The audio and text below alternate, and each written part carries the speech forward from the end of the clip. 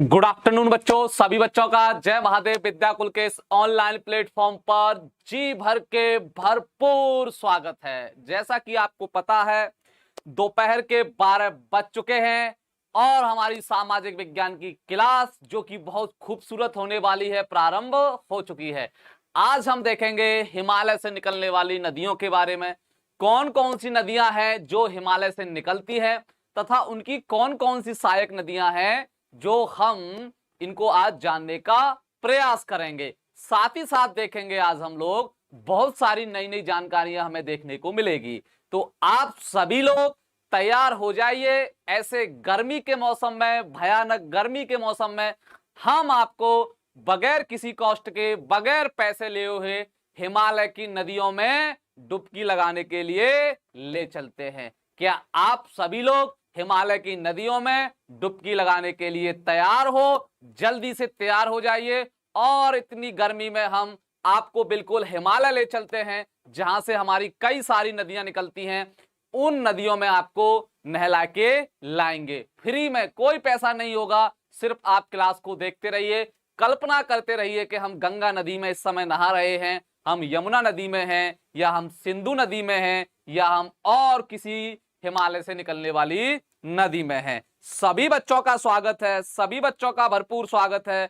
आप लोग जल्दी से आ जाइए और तैयार हो जाइए हिमालय की नदियों में डुबकी लगाने के लिए। इतनी भयानक गर्मी है और इतना तो बनता है कि हमें नदियों के पानी में नहाना चाहिए इस समय। और उसी क्रम में हम आपको आज लेने के लिए आ चुके हैं, हिमालय ले जाने के लिए आ चुके हैं। चलिए, बिल्कुल कोटि कोटि प्रणाम बेटा, सभी बच्चों को प्रणाम, सभी बच्चों को नमस्कार। आज आप तैयार हो जाइए। आज हम आपको गंगा नदी में भी ले जाएंगे, यमुना में भी ले जाएंगे, सिंधु में भी ले जाएंगे, सतलज में भी ले जाएंगे, झेलम में भी ले जाएंगे। सब नदियों में डुबकी लगा के वापस आपको लौटा के ले आएंगे। हाँ, कौन कौन डुबकी लगाएगा जल्दी से बताइए। कौन कौन डुबकी लगाएगा नदियों में? बताइए कौन कौन नहाएगा नदियों में आज के दिन। आज दिन भी सोमवार है, अच्छा दिन है, बढ़िया दिन है, महादेव का दिन है। और क्यों ना हम आज के दिन गंगा में डुबकी लगाएं। हिमालय जाना है मुझे सर। हाँ बिल्कुल, कल्पना कीजिए कि आप हिमालय में हो। सभी बच्चे सेशन को लाइक करते जाइए, शेयर करते जाइए, क्योंकि बहुत मजा आने वाला है आज की क्लास में। और आप लोग अगर ज्यादा से ज्यादा लाइव आओगे तो मैं आपके लिए 2-3 वीडियो इतने अच्छे लेके आऊंगा, इतने इंटरेस्टेड वीडियो लेके आऊंगा, आपने कल्पना नहीं की होगी। उसके लिए आपको आना पड़ेगा, साथ ही साथ अपने दोस्तों को भी लाना पड़ेगा, अपने फ्रेंडों को भी लाना पड़ेगा, ताकि मुझे मोटिवेशन मिले, मेरी टीम को मोटिवेशन मिले और अच्छा करने का प्रयास हम आपके लिए करते रहें। हाँ, जल्दी से आ जाइए, डुबकी लगवाएंगे हम आपको। बिल्कुल जल्दी से आइए। क्या आप सभी लोग रेडी हो डुबकी लगाने के लिए? जल्दी बताइए, क्या आप सभी लोग रेडी हो डुबकी लगाने के लिए नदियों में? गर्मी का मौसम है, सभी लोगों को रेडी तो होना ही चाहिए, कोई प्रॉब्लम नहीं होनी चाहिए। बताइए जल्दी से, आप सभी लोग रेडी हो नहाने के लिए गंगा में?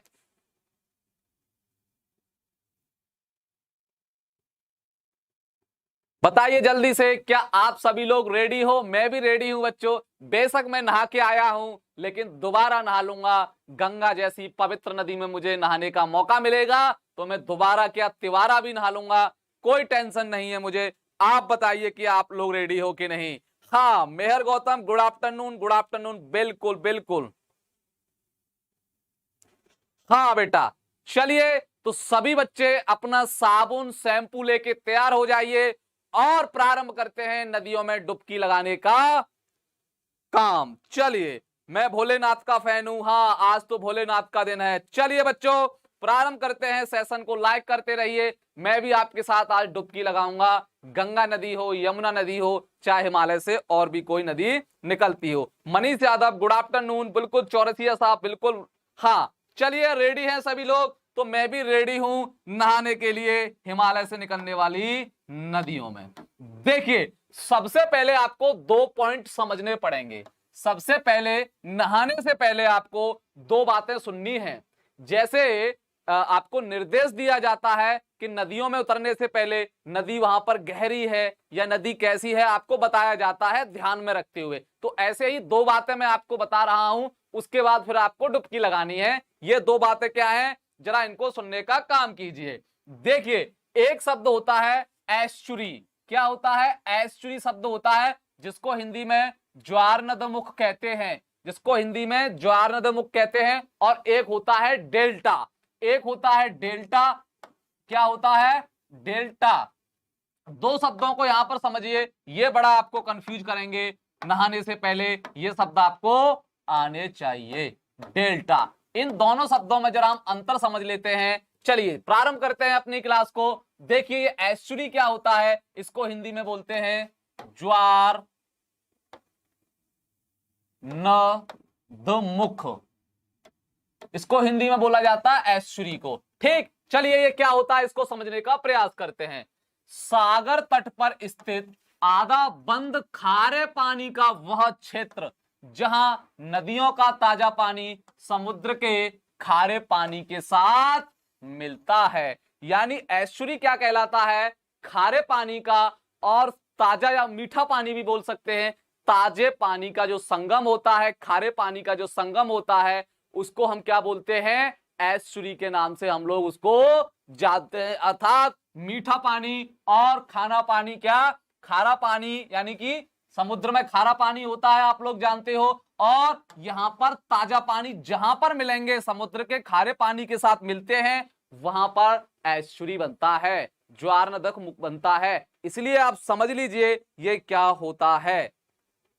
उसके बाद हम आपको बताएंगे डेल्टा क्या होता है, डेल्टा के बारे में भी हम आपको बताएंगे। अब कौन कौन सी नदियां एस्चुरी का निर्माण करती हैं, ये आपसे प्रश्न पूछ लिया जाता है। देखिए, नर्मदा नदी, क्या नर्मदा नदी, जैसे उत्तर प्रदेश वालों के लिए गंगा नदी का महत्व है, जैसे हमारे प्रदेश के लोगों के लिए गंगा नदी का महत्व है, ऐसे ही मध्य प्रदेश के लोग नर्मदा नदी को पूजते हैं। मध्य प्रदेश की गंगा है, इस तरीके से भी बोल सकते हैं। नर्मदा नदी जो है मध्य प्रदेश की पूजनीय नदी है। हमारे यहां पर हम लोग गंगा जी में नहाने जाते हैं, मध्य प्रदेश के लोग नर्मदा में नहाने जाते हैं। तो एस्चुरी का निर्माण कौन सी करती है? नर्मदा, ताप्ती। ध्यान रखना, मैंने उस दिन भी बताया था, ये जो दोनों नदियां हैं बेटा, ये उल्टे क्रम में बहती हैं। कहां से? पूरब से पश्चिम की ओर। नर्मदा और ताप्ती पूरब से पश्चिम की ओर बहती हैं, पढ़ेंगे इनको भी, जरा अभी समझिए। मांडवी नदी एस्चुरी मतलब ज्वार नदक मुख का निर्माण करती हैं। यानी ये जो नदियां हैं ये एस्चुरी का निर्माण करती हैं। कौन सी? नर्मदा, ताप्ती, और आपकी तीसरी नदी कौन सी है? मांडवी नदी। ये एस्चुरी हो गया। इस शब्द को जरा समझने का प्रयास कीजिए, कुछ नहीं है, बड़ा ही खूबसूरत चैप्टर है ये। उसके बाद हम डेल्टा को भी बताएंगे, डेल्टा क्या होता है। आपसे पूछ लिया जाता है इनमें से कौन सी नदी एस्चुरी का निर्माण करती है, या इनमें से कौन सी नदी डेल्टा का निर्माण करती है। तो सबसे पहले हमें यह पता तो होना चाहिए ये एस्चुरी क्या है, ये डेल्टा क्या है। दोनों शब्दों को हम अच्छे से समझ लेते हैं, फिर हम किसी भी प्रश्न का आंसर दे सकते हैं। चलिए चिंता मत कीजिए, आपको ठंडे ठंडे पानी से बिल्कुल डुबकी लगवाई जाएगी, आप टेंशन मत लीजिए, सिर्फ अपने दिमाग को ठंडा कीजिए। ये क्या है? ये एस्चुरी हो गया। अब देखते हैं कि सर डेल्टा क्या होता है, ये और बता दीजिए, फिर हम हिमालय की नदियों पर सीधे आ जाएंगे। चलिए डेल्टा के बारे में देखते हैं, डेल्टा क्या होता है। नदी जहां महासागर से मिलती है, क्या? नदी जहां महासागर से मिलती है, उस जगह नदी द्वारा बहाकर लाई गई मिट्टी के कारण नदी की धारा कई धाराओं में बट जाती है। उस त्रिभुजाकार क्षेत्र को डेल्टा कहा जाता है। यानी कि समझ लीजिए, कोई नदी है, कोई नदी है, नदी जब बहती है तो अपने द्वारा मिट्टी बहाकर लाती है। नदी जब बहती है अपने द्वारा मिट्टी बहाकर लाती है, और उस मिट्टी को क्या करती है, और उस मिट्टी को क्या करती है, जो मिट्टी है वो नदी की कई धाराओं में बांट देती है। जो मिट्टी बहाकर लाई है नदियों के द्वारा, वह मिट्टी उस नदी को कई धाराओं में बांट देगी। उसको हम लोग डेल्टा के नाम से जानते हैं। यानी कि एस्चुरी अलग होता है, डेल्टा अलग होता है। हमारे भारत की कुछ नदियां एस्चुरी का निर्माण करती हैं, कुछ नदियां डेल्टा का निर्माण करती हैं। तो मेरे ख्याल से आप लोग समझ चुके होंगे उस त्रिभुजाकार आकृति को क्या कहा जाता है, डेल्टा कहा जाता है। डेल्टा प्राय उपजाऊ मिट्टी का निर्माण करते हैं। बड़ा ही खूबसूरत बात है, जहां जहां डेल्टा बनेगा वहां पर मिट्टी उपजाऊ होगी। जहां जहां डेल्टा बनेगा वहां वहां मिट्टी उपजाऊ होगी। ठीक, चलिए ठीक। अब कौन कौन सी नदियां डेल्टा बनाती हैं मेरे लाल और लालियों, जरा इसको भी समझ लीजिए।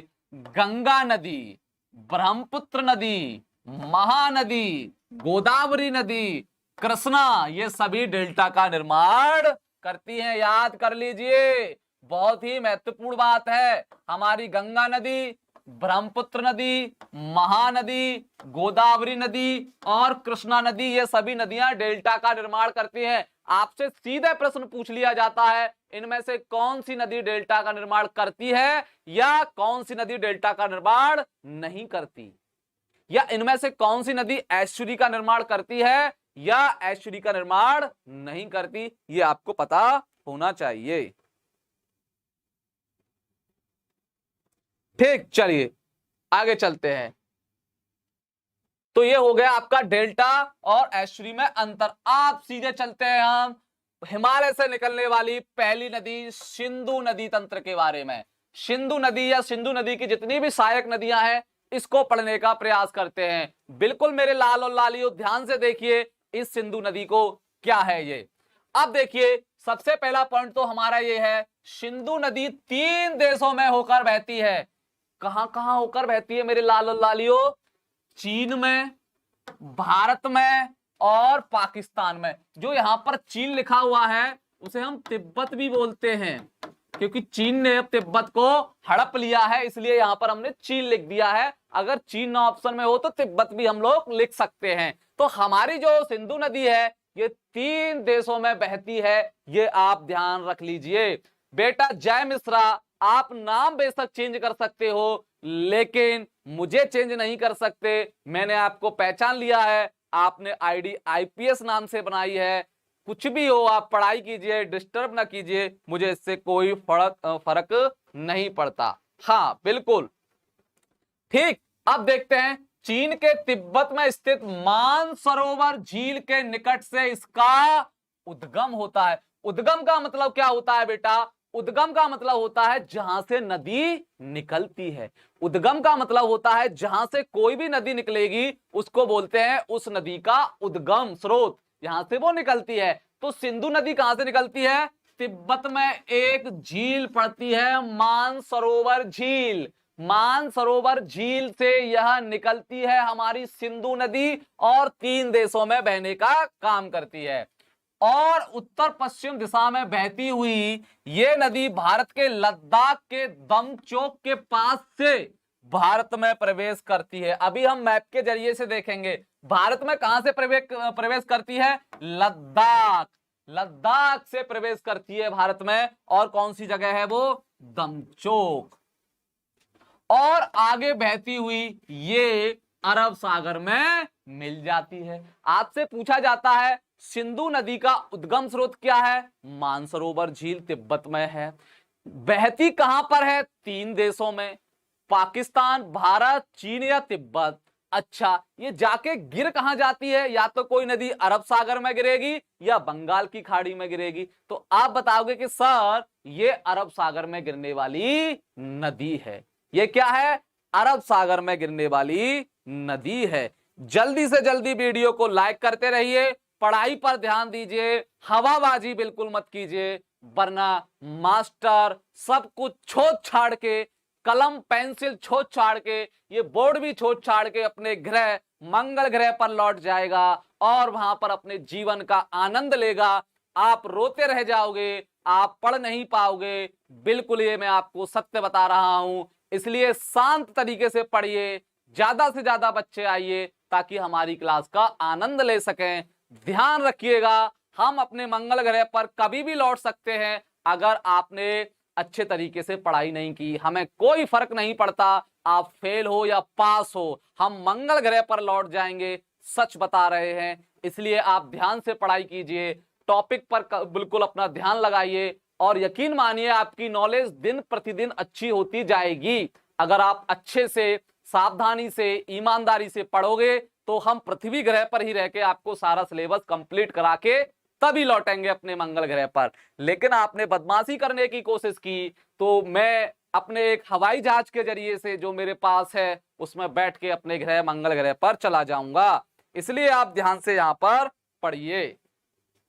ठीक, तो सिंधु नदी के बारे में इतना आप लोग याद रख सकते हो कि सर मानसरोवर झील से निकलती है तिब्बत के पास और 3 देशों में बहती है। भारत में कहां से प्रवेश करती है? लद्दाख में प्रवेश करती है दमचोक के जरिए से और अरब सागर में जाकर ये गिर जाती है। यहां तक किसी बच्चे को कोई प्रॉब्लम नहीं होनी चाहिए। देखिए ये मैप है, इसमें हम थोड़ा समझने का प्रयास करेंगे। क्या ये है मानसरोवर झील, यहां पर तिब्बत में कहां पर है? मानसरोवर झील। मैप देखिए, ये मानसरोवर झील है बेटा और ये आपकी सिंधु नदी यहां पर आके गिर जाती है। अब ये कहोगे सर इतनी सारी नदियां ये कौन है? ये सिंधु नदी की सहायक नदियां हैं जो सिंधु नदी में जाके मिल जाती हैं। सहायक नदियां क्या होती हैं सर? सहायक नदी का मतलब होता है कि कोई ऐसी नदी किसी बड़ी नदी में जाके मिल जाती है, उसको बड़ी नदी की सहायक नदी कहा जाता है। जैसे कि यमुना, यमुना किसकी है? गंगा की।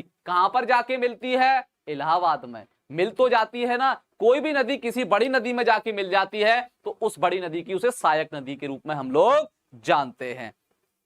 ठीक, सर मैं नक्शा नहीं समझ पाता, कोई बात नहीं बेटा, अगर आप लोग चाहोगे तो हम 4-5 क्लास मानचित्र यानी नक्शा से संबंधित क्लासें रख देंगे, कोई दिक्कत नहीं है हमें। लेकिन आप अच्छे तरीके से पढ़िए, आप ज्यादा से ज्यादा बच्चे लेके आइए, हम आपको यकीन मानिए आप जैसे कहोगे वैसे पढ़ाएंगे। हम अपनी मर्जी से नहीं पढ़ाएंगे। आप कहोगे कि सर हमें ये वाला टॉपिक पढ़ा दीजिए, भारत का मैप पढ़ा दीजिए, उत्तर प्रदेश का मैप पढ़ा दीजिए, विश्व का मैप पढ़ा दीजिए, नदियों के बारे में बता डालिए, सब कुछ बता डालिए, हम बता डालेंगे। लेकिन उसके लिए आपको डिसिप्लिन में और अच्छे तरीके से रहना पड़ेगा। बिल्कुल यकीन मानिए सब कुछ हम आपको बता देंगे। ये क्या है बेटा? मानसरोवर झील। अब भारत में प्रवेश कहां से करती है? ये लद्दाख है, यहां पर जगह है दमचोक। दमचोक में प्रवेश करती हुई ये ऐसे करके ये सिंधु नदी जा रही है आपकी, बिल्कुल सीधे जाती हुई, बिल्कुल सीधे जाती हुई, बिल्कुल सीधे जाती हुई अरब सागर में गिर जाती है। ये इसकी सहायक नदियां हैं, यानी ये जो सहायक नदी है ये वाली क्या है? सब सहायक नदियां हैं। ये कहीं ना कहीं जाके लास्ट में सिंधु नदी से मिल जाएंगी। तो इनको समझने का प्रयास करेंगे।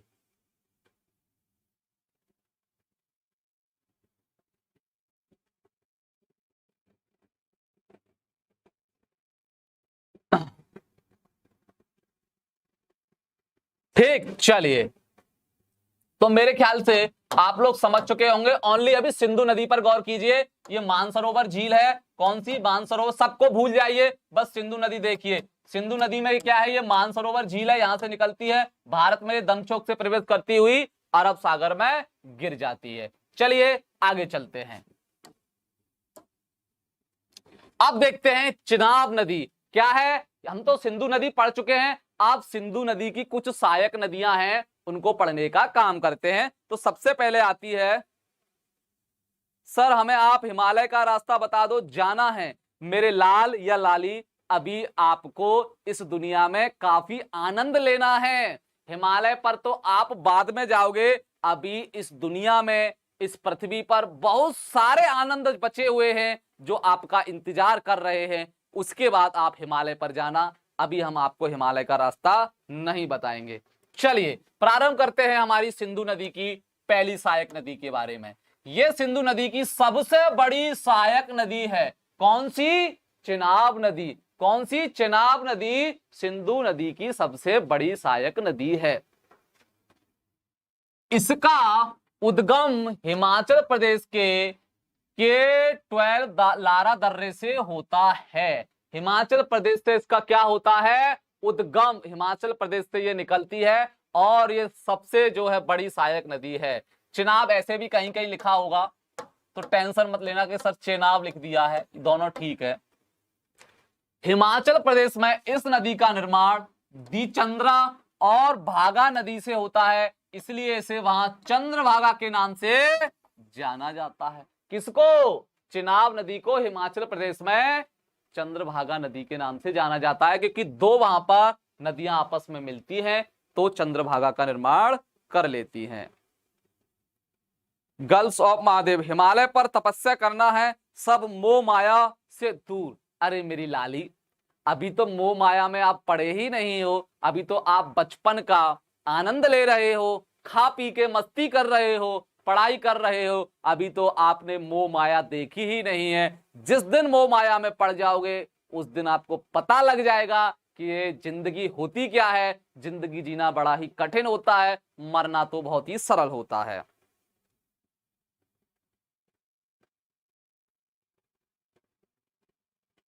चलिए आगे चलते हैं। ठीक, ये हमारी चिनाब नदी हुई। अब दूसरी देखते हैं बेटा हम झेलम नदी के बारे में। झेलम नदी क्या कहती है? चलिए, झेलम नदी का उद्गम कश्मीर घाटी के बैरीनाग के निकट से होता है। झेलम नदी कहां से निकलती है? कश्मीर में एक जगह पड़ती है बैरीनाग, वहां से ये निकलती है। ये नदी 170 किलोमीटर लंबी भारत पाकिस्तान सीमा का निर्माण भी करती हुई पाकिस्तान के झंग के निकट चेनाब नदी में मिल जाती है। कौन सी? झेलम नदी। झेलम नदी कहां पर मिल जाती है? चिनाब नदी में जाके पाकिस्तान में मिलती है। सर इंपोर्टेंट क्वेश्चन कब कराओगे? देखिए, मैं आपके लिए बहुत कुछ सोच रहा हूं, लेकिन आप ज्यादा से ज्यादा मात्रा में आओगे। 50 बच्चे कम से कम जिस दिन आ जाएंगे उस दिन आपको ऐसी क्लास दे दूंगा मैं कि जिंदगी में उस क्लास को आप भूल नहीं पाओगे। मैं अभी आपके लिए सोच रहा हूं, मैं आपको विश्व का मानचित्र पढ़ाने की सोच रहा हूं। यानी आपके सिलेबस में तो नहीं है, लेकिन भूगोल के विद्यार्थी हो तो आपको पता होना चाहिए। विश्व का मानचित्र पढ़ाऊंगा मैं आपको बहुत अच्छे तरीके से, सब कुछ बताऊंगा उसमें, कौन सा देश कहाँ है, कौन सा महाद्वीप कहाँ है, ताकि जब मैं एसएसटी पढ़ा रहा हूं तो जब मैं कोई भी बात कहूं तो आपको अच्छे से समझ में आ जाए। फिर मैं आपको भारत का मानचित्र भी पढ़ाने की सोच रहा हूं। ये थोड़ा अलग से है, एक्स्ट्रा एडवांस है, क्लास से हटके है, लेकिन ये आपके काम अवश्य आएगा क्योंकि आप भूगोल के भी विद्यार्थी हो। ये दोनों मानचित्र मैं आपके पढ़ाने के लिए सोच रहा हूं। हाँ सर, वर्ल्ड मैप पढ़ाइए। बिल्कुल बेटा, आप लोग ज्यादा से ज्यादा आओगे, कम से कम 50 बच्चे होने चाहिए। एक अंदर से एनर्जी आती है, ज्यादा बच्चे होते हैं तो लगता है, मजा आता है पढ़ाने में। और हमारी टीम भी यही कहती है कि सर कंटेंट बनाने में, पीपीटी बनाने में मजा नहीं आता जब तक बच्चे ज्यादा ना हो।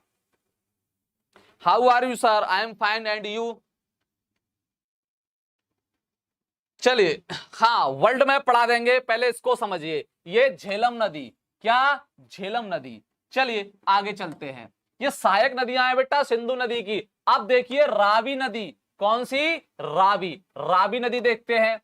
ये नदी हिमाचल प्रदेश के रोहतांग दर्रे से निकलकर कश्मीर तथा पंजाब होते हुए पाकिस्तान के झंग के निकट में मिल जाती है। ये भी पाकिस्तान के झंग के निकट में मिल जाती है। कौन सी? चिनाब भी, सॉरी झेलम भी मिली, और आपकी ये क्या बोलते हैं, रावी भी मिली। देखिए पंजाब, आपने पंजाब राज्य का नाम सुना है मेरे लाल और लालियों? पंजाब को पंजाब क्यों कहा गया है? क्योंकि वहां 5 नदियां उस प्रदेश में होकर बहती हैं, इसलिए उसको पंजाब राज्य के नाम से जानते हैं। ये सभी नदियां, 5 नदियां अभी मैं गिनाऊंगा आपको, जो पंजाब से होकर निकलती हैं। उसके बाद देखिए सतलज नदी। कौन सी? सतलज नदी।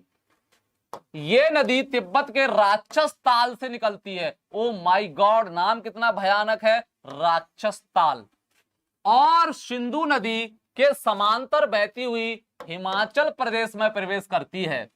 आगे पंजाब होते हुए पाकिस्तान के बावलपुर में चिनाब नदी में जाकर मिल जाती है। चिनाब में मिलने से पहले इससे ब्यास नदी आकर मिल जाती है। कहने का मतलब ये सिंधु नदी की सहायक नदियां हैं, कोई कहीं ना कहीं आके किसी ना किसी नदी में, आके लास्ट में सिंधु नदी में मिल जाएगी। मेरे बीबी बच्चे छोड़ के चले गए एलोन, क्या कहते हो मेरे लाल? ये आपके कहने का कोई तरीका है? कितनी बदमाशी करते हो, कितनी शरारत करते हो, समझ में नहीं आता। हाँ, राक्षस, चुड़ैल, भूतकाल। हाँ देखिए यहाँ पर राक्षस ताल आ गया, अभी चुड़ैल भी आएगा, भूत भी आएगा, सब कुछ आएगा। चलिए आगे चलते हैं। देखिए कितनी गलत बात है, आप लोग लाइक नहीं करते हो, कितनी गंदी बात है। इस जुलाई के महीने में इतनी खराब गर्मी में आप लाइक भी नहीं करते हो, मास्टर को मोटिवेशन नहीं मिलता।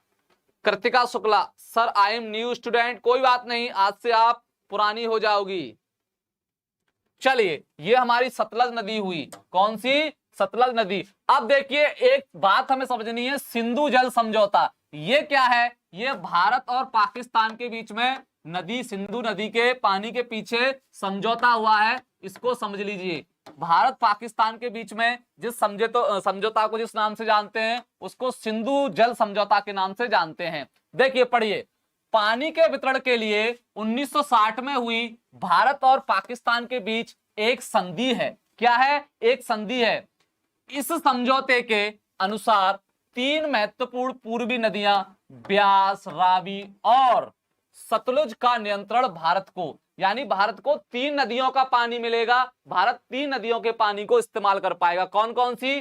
ब्यास, रावी और सतलुज, भारत को। तथा 3 पश्चिमी नदियां कौन सी? सिंधु, चिनाब और झेलम का नियंत्रण पाकिस्तान को दिया जाएगा। यानी 1960 में एक समझौता हुआ भारत पाकिस्तान के बीच में, जिसको हम सिंधु जल समझौता के नाम से जानते हैं, सिंधु नदी जल समझौता के नाम से जानते हैं। उसमें क्या बात हुई थी कि 3 नदियों का पानी भारत यूज करेगा और 3 नदियों का पानी पाकिस्तान यूज करेगा। तो 3 नदियां कौन कौन सी हैं? ब्यास है, रावी है और आपकी सतलज है। इनका पानी हम यूज करेंगे, हमारा देश। और 3 जो पाकिस्तान यूज करेगा उसमें सिंधु है, चिनाब है और झेलम है। इन नदियों का पानी पाकिस्तान यूज करेगा। Irfan Khan, sir I am from Hathras. बेटा हाथरस में किस जगह से हो, जरा बताना मुझे भी, देखूं सही बोल रहे हो कि झूठ।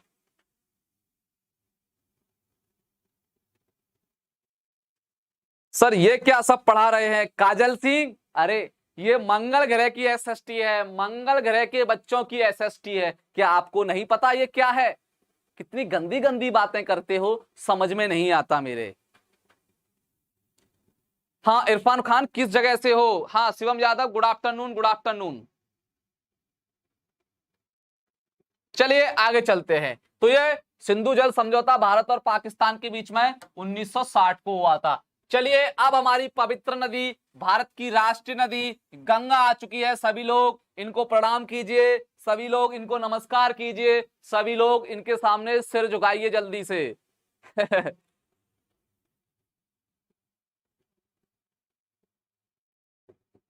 हाँ गुड आफ्टरनून बेटा, गुड आफ्टरनून। चलिए नमस्कार कर लीजिए हमारी गंगा नदी को, जब तक हम पानी पी लेते हैं।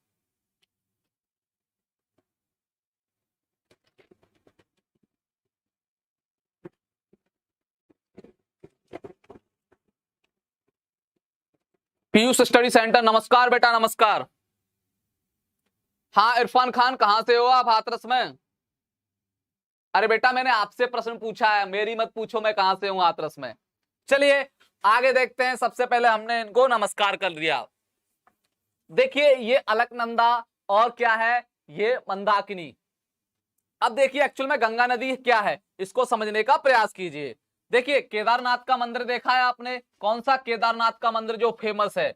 मंदाकिनी नदी के तट पर स्थित है। कहां पर? मंदाकिनी। और जो बद्रीनाथ का मंदिर है वो अलकनंदा नदी के तट पर है। कहां पर? अलकनंदा नदी के तट पर। ठीक, यहां पर ये 2 सहायक नदियां हैं, देख लीजिए। लेकिन अब गंगा नदी के बारे में हम मेन चीज देखेंगे, वो क्या है। चलिए आइए। उत्तराखंड से निकली गंगा उत्तर प्रदेश, बिहार होती हुई पश्चिम बंगाल तक बहती है। सबसे पहले देखिए गंगा निकलती कहां से है? गंगा निकलती है गंगोत्री से। गंगा कहां से निकलती है? गंगोत्री से निकलती हुई। अब देखिए आपने 2 नदियों के नाम सुने होंगे, भागीरथी और अलकनंदा। भागीरथी और अलकनंदा का नाम आपने सुना होगा मेरे लाल और लाली। समझिए गंगा जी क्या है। भागीरथी और एक नदी अलकनंदा, अलक निरंजन, ये दो नदियां निकलती हैं। एक्चुअल में गंगा क्या है, गंगा डायरेक्ट गंगोत्री से नहीं निकलती, हमारी गंगा माता है डायरेक्ट गंगोत्री से नहीं निकलती, लेकिन हमें यही पढ़ाया जाता है कि गंगोत्री से निकलती है। देखिए, एक भागीरथी हुई, एक आपकी अलकनंदा, दोनों नदियां बहती बहती जाएंगी और एक जगह ऐसी आ जाएगी, ये दोनों आपस में मिल जाएंगी। कोई मेरा बच्चा बता सकता है इस जगह को किस नाम से जाना जाता है जहां पर भागीरथी और अलकनंदा दोनों जाके मिल जाती हैं? कोई बच्चा बता सकता है? कोई मेरा बच्चा बता सकता है कि भागीरथी और अलकनंदा नदी कहां पर मिलती हैं जाके? वहीं से गंगा की शुरुआत होती है, वहीं से गंगा नदी का निर्माण होता है, वहीं से गंगा नदी बन के चलती है। बताइए। हाँ हाँ, सरस्वती इंटर कॉलेज में। अच्छा बेटा, बिल्कुल बिल्कुल, सरस्वती इंटर कॉलेज में पढ़ते हो। मैं बेटा हाथरस में 3 साल रहा हूं, हाथरस की नस नस से वाकिफ हूं मैं। हाँ बिल्कुल, मानो तो गंगा, नहीं तो मैं बहता पानी। बिल्कुल, बहुत अच्छे। मुझे बताइए आप, भागीरथी और अलकनंदा जो नदी है किस जगह पर आके मिलती है? कोई बता सकता है मेरा बच्चा?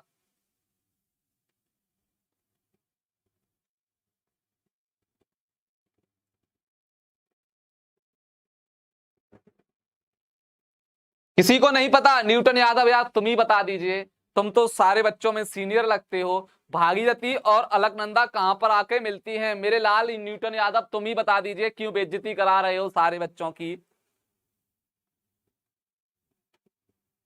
नहीं बताया जा रहा? चलिए मैं बताता हूं। देखिए, एक जगह है देवप्रयाग,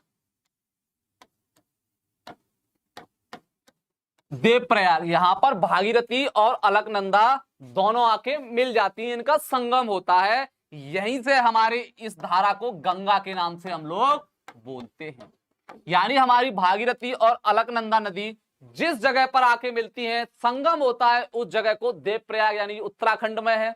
और उस संयुक्त धारा को गंगा नदी के नाम से बोलते हैं। अब ये हमारी गंगा नदी हो गई। क्या हो गया? गंगा नदी हो गई। वैसे हमें पढ़ने को मिलता है गंगा गंगोत्री से निकलती है, ये याद रखिए। हाँ, देवप्रयाग, वेरी गुड, देवप्रयाग। ठीक, तो ये थोड़ा ध्यान रखिए कि गंगा का निर्माण कैसे होता है या गंगा जी कैसे बनती है। हमारे पुराने ग्रंथों में लिखा है कि गंगा शिव की जटा, पता नहीं ऐसे ही कुछ लिखा है, लेकिन वो पौराणिक कथा है, लेकिन भूगोल कुछ और कहता है। हाँ, देवप्रयाग, वेरी गुड। चलिए अब हम यहां पर आते हैं। उत्तराखंड से निकली गंगा कहां कहां बहती है? उत्तर प्रदेश राज्य में बहती है, अपने राज्य में बहती है। उत्तराखंड में बहती है, 2 राज्य, बिहार होती हुई पश्चिम बंगाल तक बहती है। पश्चिम बंगाल के फरक्का पर ये 2 धाराओं में बट जाती है, हुगली और मुख्य धारा भागीरथी। जब पश्चिम बंगाल में ये फरक्का पर पहुंचती है तो ये 2 धाराओं में बट जाती है। अभी समझने का प्रयास करेंगे। भागीरथी नदी बांग्लादेश में मुख्य धारा के रूप में प्रवेश करती है। यानी हम लिख सकते हैं यहां पर, अब भागीरथी नहीं बोलेंगे, अब बोलेंगे हम गंगा नदी। क्या बोलेंगे अब इसको? गंगा नदी। गंगा नदी बांग्लादेश में मुख्य धारा के रूप में प्रवेश करती है, जहां इसे पद्मा के नाम से जाना जाता है। उस दिन मैं भी बताया था कि जो गंगा नदी है हमारी, गंगा नदी है हमारी, बांग्लादेश में उसे पद्मा के नाम से जानते हैं। बांग्लादेश में उसे पद्मा के नाम से जानते हैं। बांग्लादेश में उसे पद्मा के नाम से जानते हैं। किसको? गंगा नदी को। ध्यान रख लीजिएगा।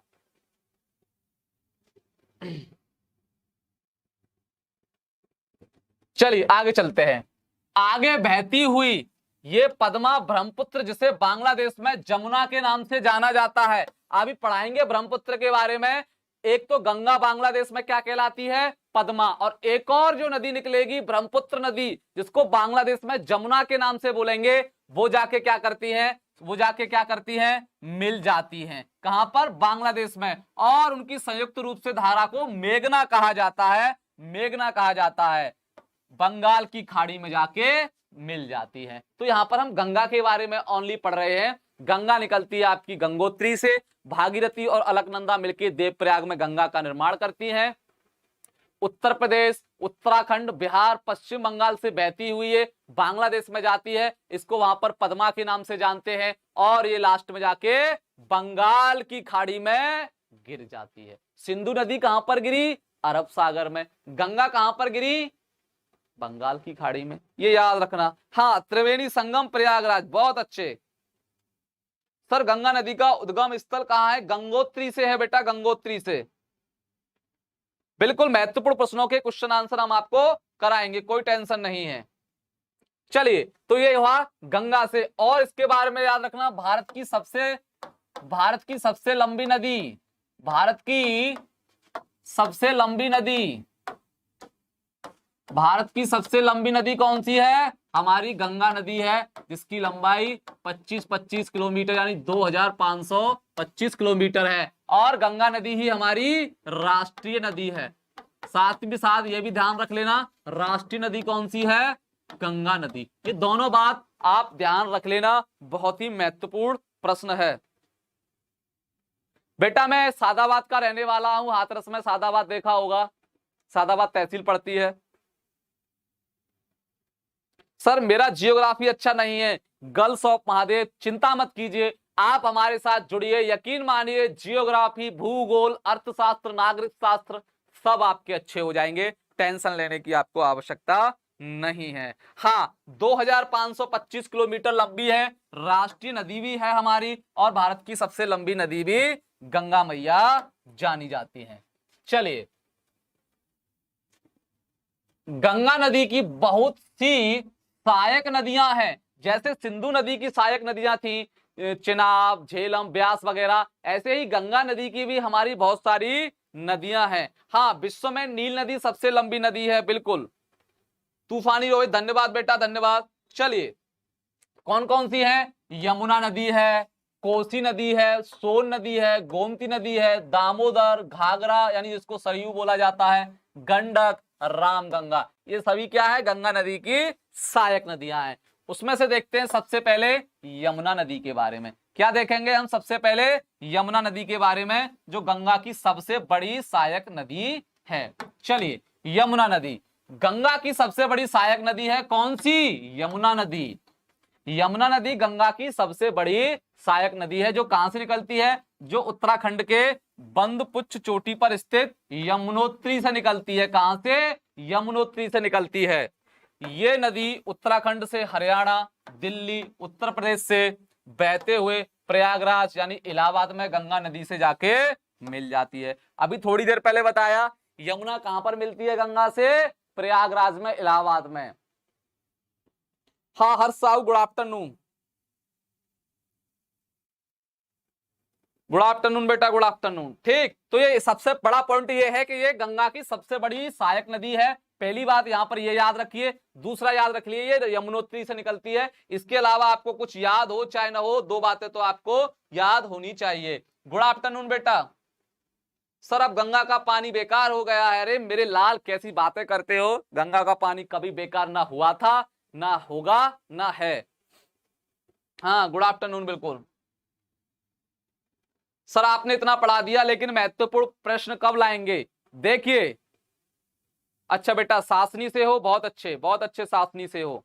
देखिए, अब जब ये चैप्टर कंप्लीट हो जाएगा आपका, फिर मैं आपको 10 दिन लगातार क्वेश्चन प्रैक्टिस कराऊंगा। ये जब चैप्टर ये कंप्लीट हो जाएगा, फिर मैं आपको 10 दिन लगातार महत्वपूर्ण प्रश्नों की प्रैक्टिस कराऊंगा, ऑब्जेक्टिव टाइप। बहुत बढ़िया बढ़िया क्लास आएंगी आपकी, आप बिल्कुल जुड़िए, यकीन मानिए बहुत सारी अच्छी जानकारी मिलती रहेगी। हाँ बिल्कुल।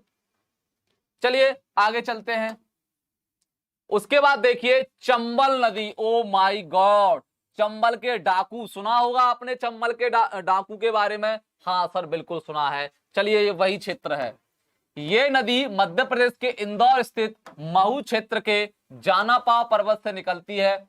उत्तर मध्य भाग में बहते हुए ये नदी राजस्थान से होकर उत्तर प्रदेश के इटावा में यमुना नदी से मिल जाती है। लो, आपकी चंबल नदी कहां पर मिलती है यमुना से?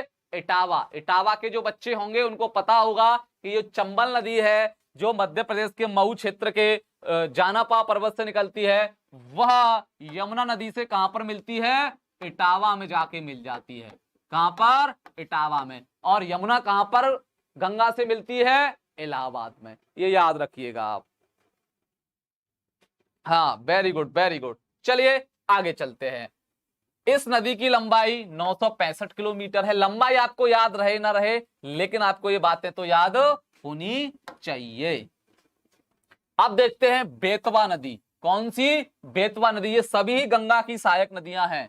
मध्य प्रदेश के भोपाल से निकलती है, जो उत्तर पूर्वी दिशा में बहते हुए उत्तर प्रदेश के हमीरपुर में यमुना से मिल जाती है। अब जो बच्चा हमीरपुर या इसके आसपास का होगा उसको पता होगा कि बेतवा नदी यमुना में कहां मिलती है? आके हमीरपुर में। ध्यान रखिएगा, क्या याद रखें?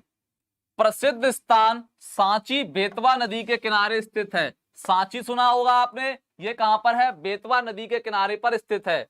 सांची में कई बौद्ध स्मारक हैं। सांची का स्तूप अशोक ने 3वीं शताब्दी ईसा पूर्व में बनवाया था। यानी जो बेतवा नदी है, सांची का स्तूप सुना होगा आपने, जिसको अशोक ने बनवाया था, वह आपके बेतवा नदी के तट पर है या बेतवा नदी के किनारे पर स्थित है। ये बात आप याद रख लीजिए।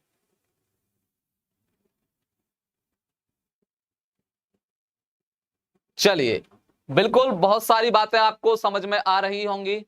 चलिए अभी हम मैप के जरिए से भी पढ़ाएंगे, थोड़ा इसे देख लीजिए। गंगा नदी से संबंधित महत्वपूर्ण बिंदु। गंगा नदी से संबंधित महत्वपूर्ण बिंदु देखिए, कौन सी नदी गंगा के दाएं तट पर और कौन सी नदी गंगा के बाएं तट पर आकर बहती है, इसको देख लीजिए। बाएं तट से आकर कौन कौन सी बहेंगी? गोमती, गंडक, घाघरा, कोसी। ये गंगा के बाएं तट पर आके गंगा से मिलती है। और दाएं तट पर आके कौन कौन सी मिलती है? यमुना, सोन, टॉन्स नदी, ये सब क्या है? गंगा के दाएं तट पर आके मिलती है। गंगा नदी को 2008 में राष्ट्रीय नदी का दर्जा दिया गया है। और गंगा के किनारे बसा सबसे बड़ा शहर कानपुर है। कौन सा है? कानपुर। गंगा नदी के किनारे सबसे बड़ा जो शहर है वो कौन सा है? कानपुर। जो बच्चे कानपुर से होंगे उनको पता होगा, गंगा नदी के किनारे सबसे बड़ा जो बसा हुआ शहर है वो हमारा कानपुर है। दूसरी बात, 2008 में राष्ट्रीय नदी का दर्जा इसको दे दिया गया है। ज्यादा कुछ आपको याद हो या ना हो, लेकिन गंगा नदी के बारे में कुछ प्रमुख बातें तो आपको पता होने चाहिए।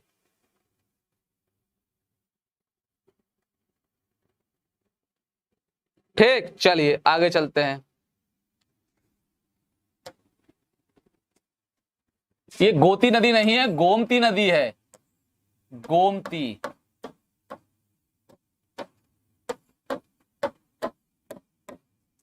इस नदी का अरे यार क्या हो रहा है? इस नदी का उद्गम उत्तर प्रदेश के पीलीभीत जिले से, जो बच्चा होगा उसको पता होगा गोमती नदी के बारे में, गोमत ताल से होता है, जिसे फुलहर झील भी कहते हैं। यह गंगा नदी की एकमात्र ऐसी नदी है, कैसी नदी है? जिसका उद्गम मैदान से होता है। ओनली हमारी कौन सी नदी? गोमती नदी ही ऐसी नदी है जिसका उद्गम स्थल मैदान से होता है, वरना सारी जो नदियां हैं पहाड़ों से निकलती हैं। सिर्फ यही ऐसी नदी है जो हमारी मैदानी क्षेत्र से निकलती है या मैदानी क्षेत्र से उद्गम होता है। हाँ बेटा, प्लेलिस्ट बनवा देंगे। ठीक, चलिए आगे चलते हैं। सोन नदी के बारे में भी देखिए। मध्य प्रदेश के अमरकंटक नामक स्थान से निकलती है और उत्तर की ओर बहते हुए ये पटना के निकट गंगा में मिल जाती है। सोन नदी कहां से निकलती है? मध्य प्रदेश में अमरकंटक जगह पड़ती है, वहां से निकलती है और ये पटना में जाके कहां मिल जाती है? गंगा में। क्या नोट करने वाली क्या बात है? सोन नदी और यमुना नदी, सोन नदी और यमुना नदी के बीच जल विभाजन का काम कैमूर की पहाड़ियां करती हैं। ये ज्यादा कोई खास बात है नहीं, इसको आप याद रख सकते हो या नहीं। हाँ, सोन रिबन, बहुत अच्छे। चलिए आगे चलते हैं। अब देखिए, ये फोटो आपको दिख रहा होगा, तो यहां फोटो में आप समझ सकते हो। फोटो दिखाई दे रहा है क्या आपको? ये बेटा जल्दी से बताइए। ये फोटो दिखाई दे रहा है आपको, इसमें काफी अच्छे तरीके से मैप में समझ में आ जाएगा।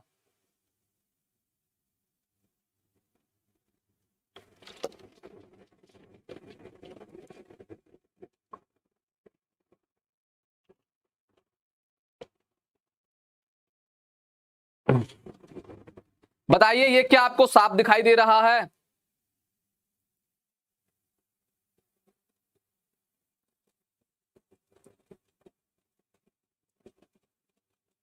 ये आपको मैप दिखाई दे रहा है सही से?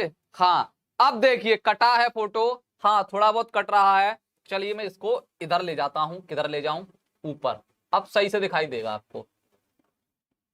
अबे आजा, अब मेरे ख्याल से सही से दिखाई देगा आपको। चलिए देखिए, कहां है हमारी गंगा माता, कहां है हमारी गंगा माता? देखिए ये है हमारी गंगा माता, ये रही हमारी गंगा माता, ये रही, ये रही, ये रही, किधर गई, किधर गई, ये रही, ये रही, ये रही, ये रही, ये रही, यहां तक, ये बांग्लादेश आ गया। अब ये रही, इसको समझिए पहले। अब बाएं तट का मतलब और दाएं तट का मतलब क्या है? देखिए आप पूरब की ओर, पूरब दिशा में खड़े हो जाइए हाथ खड़े करके। ये हो गया आपका बायां लेफ्ट और ये हो गया आपका दायां, अर्थात गंगा का बायां तट ये हो गया, दायां तट ये हो गया। इसलिए जो नदी है हमारी घाघरा वगैरह या गंडक वगैरह या कोसी नदी, ये गंगा के बाएं तट पर आके मिलती हैं। और ये बेतवा चंबल नदी ये कहां पर मिलती है? दाएं तट पर। सोन नदी कहीं ना कहीं दाएं तट पर आके आपको देखने को मिल जाएंगी। तो जैसे कि हमारी गंगा नदी है, गंगा नदी की सहायक नदी है आपकी यमुना नदी, ये यमुना नदी है। ऐसे करके यमुना नदी है, ये कहां मिल जाएगी? इलाहाबाद में मिल जाएगी। सोन नदी है, सोन नदी जाके ये मिल गई गंगा नदी में। गंडक नदी है, ये मिल गई गंगा नदी में। घाघरा नदी है, ये मिल गई। कोसी नदी है, ये मिल गई। कहीं ना कहीं ये सभी गंगा में जाके मिल जाती हैं, इसलिए इनको गंगा की सहायक नदियां कहते हैं।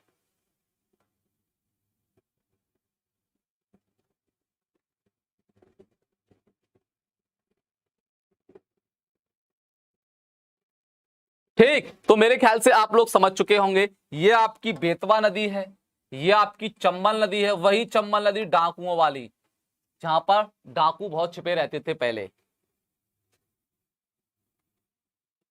हाँ, Piyush study centre, happy birthday बेटा। बताइए यहां तक किसी बच्चे को कोई दिक्कत? राजस्थानी जाट, हेलो सर, बिल्कुल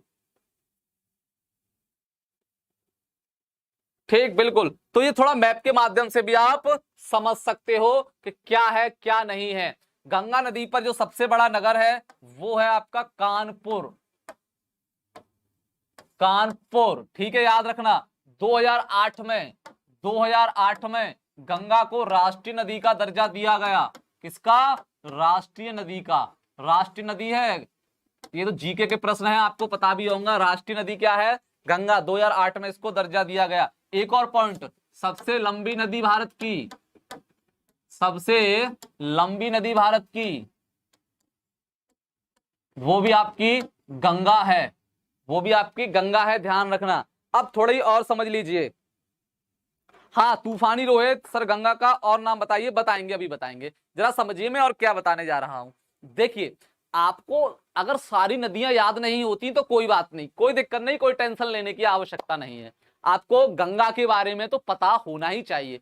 किसी नदी के बारे में ज्यादा जानकारी हो, जैसे कि सिंधु नदी है, सहायक नदियों के बारे में भूल जाइए, चंबल वगैरह ये याद मत रखिए, कोई बात नहीं, वैसे जितना हो सके याद रखिए। अगर ये याद नहीं रख पाते तो कौन कौन सी नदियों को याद रखिए। गंगा के बारे में तो संपूर्ण जानकारी आपको होनी चाहिए, कहाँ आके मिलती है, कहाँ गिरती है, क्या होता है क्या नहीं होता, सब कुछ। राष्ट्रीय नदी है, ये है, वो है, सब कुछ आपको पता होना चाहिए। यमुना के बारे में भी पता होना चाहिए, क्योंकि यमुना गंगा की सबसे बड़ी सहायक नदी है। उसके बाद सिंधु नदी के बारे में थोड़ा बहुत पता होना चाहिए, थोड़ा बहुत, कहां से निकलती है, कहां जाके गिर जाती है। सिंधु की सहायक नदियों के बारे में पता हो या ना हो कोई बात नहीं। ब्रह्मपुत्र नदी के बारे में थोड़ा बहुत पता होना चाहिए, ये हिमालय से निकलने वाली नदियां हैं, इनके बारे में थोड़ा बहुत आपको पता होना चाहिए। ये अगर चंबल, केन, बेतवा, क्योंकि आप अभी उस क्लास लायक नहीं हो जो सब आपको पता हो, थोड़ा बहुत इनके बारे में पता हो चल जाएगा।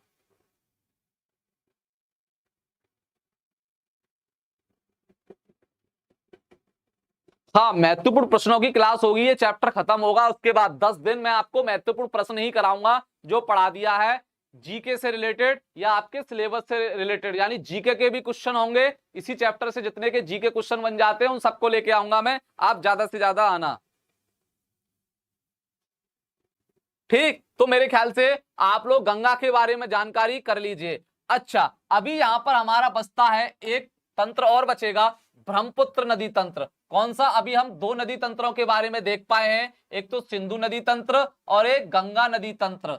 तंत्र के बारे में हम आपको बता चुके हैं। अब हम कल के वीडियो में देखेंगे ब्रह्मपुत्र नदी के बारे में। ब्रह्मपुत्र नदी के बारे में सब कुछ हम कल के वीडियो में देखेंगे, मैप के माध्यम से समझेंगे। ब्रह्मपुत्र ऐसी नदी है, ब्रह्मपुत्र एक ऐसी नदी है जिसके कई नाम हैं, जिसके कई नाम हैं। तिब्बत में चले जाइए तो उसको सांगपो बोलेंगे, अरुणाचल प्रदेश में चले जाइए तो उसको ध्यांग के नाम से बोलेंगे, असम में चले जाइए तो उसको ब्रह्मपुत्र नाम से बोलेंगे, बांग्लादेश में चले जाइए तो उसको जमुना के नाम से बोलेंगे, और उसको मेघना के नाम से भी बोलते हैं जब गंगा के साथ वो संयुक्त हो जाती है। बहुत नाम है ब्रह्मपुत्र नदी के, कंफ्यूज हो जाओगे आप कौन कौन सा याद रखें। तो कोई टेंशन नहीं, कल वो भी हम आपको सिखा देंगे। ठीक, देखो यहां पर एक नदी की जिक्र किया गया है बेटा, कोसी नदी के बारे में बता दूं। ये कोसी नदी, इसके बारे में भी थोड़ा आप जानकारी रख लीजिए। बिहार का शोक, बिहार का शोक किसको कहा जाता है? कोसी नदी को। क्या? बिहार का शोक, शौक, शौक नहीं शोक,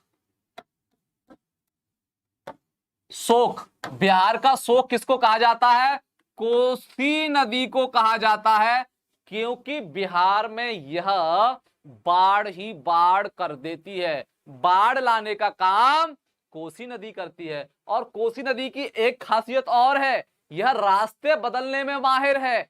इसका ये सबसे महत्वपूर्ण विशेषता है इसकी, यह रास्ते बदलने में भी माहिर है। आपसे पूछा जाता है ऐसी कौन सी नदी है जो रास्ता बदलने में माहिर है, चालाक है, चतुर है, तो वो भी आपकी कोसी नदी है। और कोसी नदी को बिहार का शोक कहा जाता है, क्यों? क्योंकि कोसी नदी से ही हमारे बिहार में बाढ़ आ जाती है। जो बिहार से बच्चा होगा उसको पता लग जाएगा कोसी नदी क्या करती है बिहार में, इसलिए इसको बिहार का शोक कहा जाता है कोसी नदी को। सर भगवान शिव को पाना चाहता हूं, क्या करूं? अरे आईपीएस, इतनी छोटी उम्र में यार कैसी बातें करते हो। भगवान शिव हम सबके अंदर है, आपके अंदर है, मेरे अंदर है, बच्चों के अंदर है, बुजुर्ग के अंदर है, अरे सबके अंदर है। पाने की आवश्यकता नहीं है, अपने अंदर झांक के दीजिए। कण कण में भगवान है, रग रग में भगवान है, हवा में भगवान है, पानी में भगवान है। जहां जाओगे आप वहां भगवान है, आपको पाने की कोई आवश्यकता नहीं है।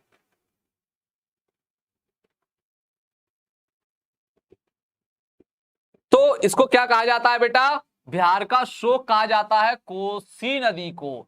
ठीक, और ध्यान रखना गंगा नदी हमारी भारत की सबसे लंबी नदी है। इसकी लंबाई 2525 किलोमीटर है।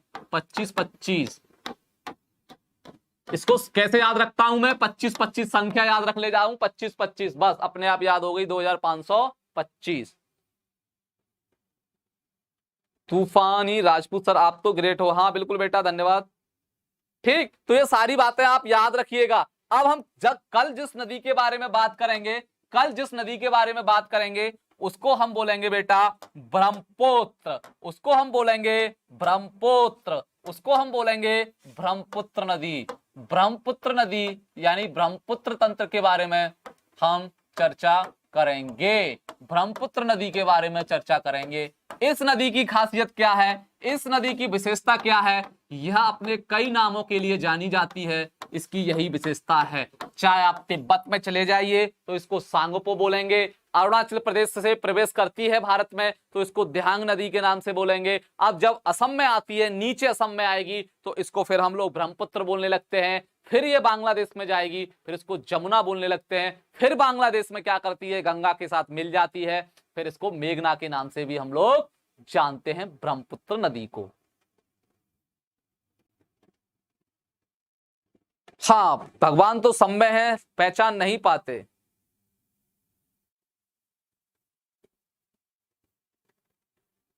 आ जाओ सर, बर्थडे की पार्टी है। पीयूष सेंटर कल रात को ही हम लोग पार्टी करके आए हैं, बड़ा ही खूबसूरत नजारा था हमारी टीम की, हमारी विद्याकुल टीम की। कल पहली पार्टी थी, उस पार्टी को हमने एंजॉय किया और बहुत ही अच्छे तरीके से एंजॉय किया। सभी लोगों से मुलाकात हुई, हमारी टीम के लगभग आधे लोग हमसे कल मिल चुके थे, हमको भी परिचय मिला, हमने भी अपना परिचय दिया, सभी लोगों के साथ गुफ्तगू की हमने, 2 घंटे साथ में बिठाए, पार्टी भी हुई, वहां पर सब कुछ हुआ, जीवन का आनंद भी हुआ, आनंद भी लिया और थोड़ा बहुत जो तनाव था उसको भी दूर करने का प्रयास किया। हाँ, तूफानी रात, बिल्कुल हम फ्री में पढ़ाएंगे, आपको बहुत अच्छा कंटेंट देंगे, बशर्ते आप अपने दोस्तों को लाइए। और देखिए, मैं 1-2-4 दिन में, जब ये चैप्टर खत्म हो जाएगा, मैं 2-4 दिन में एक नया सोच करने की सोच रहा हूं।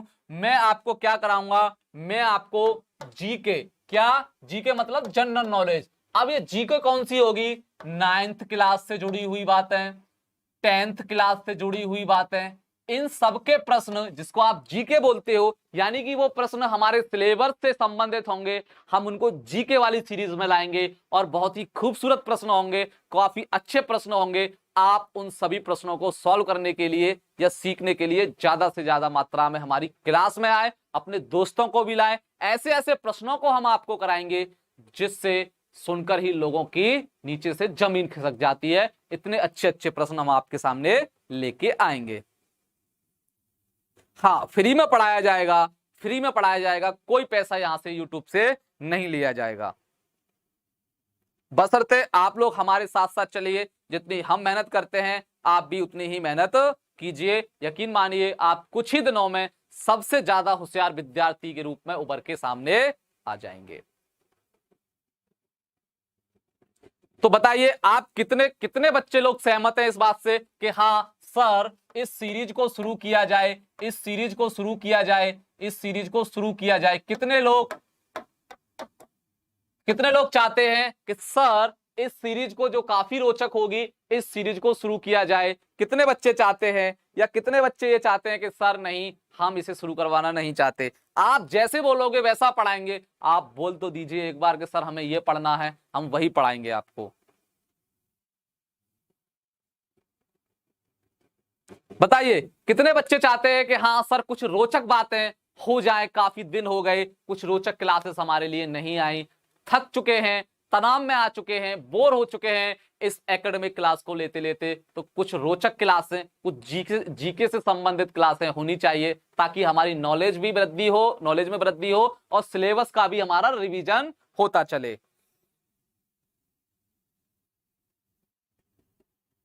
हाँ, कहने का मतलब, हाँ बिल्कुल, आपके लिए हम तैयारी कर रहे हैं। ये चैप्टर जैसे ही खत्म होगा, हम उन प्रश्नों को डेली ठीक 12 बजे आपके सामने लाया करेंगे और आप अपनी जीके को बढ़ाइए, अपने सिलेबस जो पढ़ रखा है उसका रिवीजन भी आपका उसके माध्यम से हो जाएगा। ठीक है बच्चों, तो हमारी क्लास का समय खत्म हो गया। कल के वीडियो में हम ब्रह्मपुत्र नदी तंत्र के बारे में देखेंगे। किसके बारे में देखेंगे? ब्रह्मपुत्र नदी तंत्र के बारे में, ब्रह्मपुत्र नदी के बारे में, या ब्रह्मपुत्र नदी की जो छोटी मोटी सहायक नदियां हैं उनके बारे में। हाँ, मैंटिक यूज भी लाया जाएगा, बिल्कुल। देखिए, सारी चीजें आपके कहने से लाई जाएंगी, लेकिन आप आइए तो सही, जुड़िए तो सही, ज्यादा से ज्यादा मात्रा में आइए तो सही। हमको भी बड़ा खराब लगता है, हम इतनी मेहनत करते हैं और बच्चे पता नहीं कहाँ रहते हैं, पढ़ने ही नहीं आते, अजीब सा लगता है। हमारी टीम भी कहती है सर बंद कर दीजिए क्लास, मजा नहीं आ रहा पढ़ाने में। तो हम कहते हैं कि कोई बात नहीं, बच्चे आएंगे, अवश्य आएंगे। इसलिए आप ज्यादा से ज्यादा लाइए, एक बार लाइए तो सही। हम उनको कितनी अच्छी अच्छी बातें या कितनी अच्छी अच्छी क्लास देंगे, ये हमारे ऊपर निर्भर करता है। आप एक बार लेके आइए चैनल पर, बच्चों से कह दीजिए कि एक बार क्लास लेके देखिए, फिर आपको पता लग जाएगा।